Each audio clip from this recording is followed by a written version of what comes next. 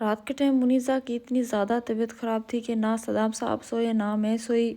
خیر صبح جلدی میں نے چائے پی کے اور جو تھوڑے سے کپڑے پڑے ہوئے تھے وہ دھوئے۔ کپڑے دھو کے میں نے دوپہر کا کھانا بنایا۔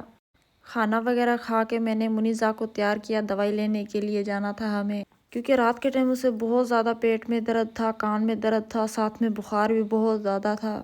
دوائی تو تھی میرے پاس، میں نے اسے دوائی دی تھی، لیکن اسے جو سکون نہیں آ رہا تھا، بہت زیادہ بے چینی ہو گئی تھی۔ خیر صدام صاحب نے بائک نکالی، میں نے گیٹ بند کر لیا۔ جب ہم دوائی لے کر لوٹ کر آئے تھے تو اچانک سے صدام صاحب کو جو فون آ گیا کسی پارسل والے بھائی کا، وہ ہمیں گھر پہ چھوڑ کر اور جلدی سے پھر سے چلے گئے شہر لوٹ کے۔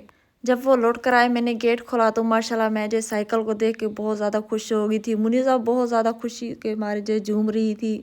منیزہ بسکٹ کھا رہی تھی، اس نے بسکٹ وغیرہ مجھے پکڑا دی اور جو سائیکل کے ساتھ جو کھیلنا شروع ہو گئی۔ یہ گفٹ ہمیں US سے آیا ہے۔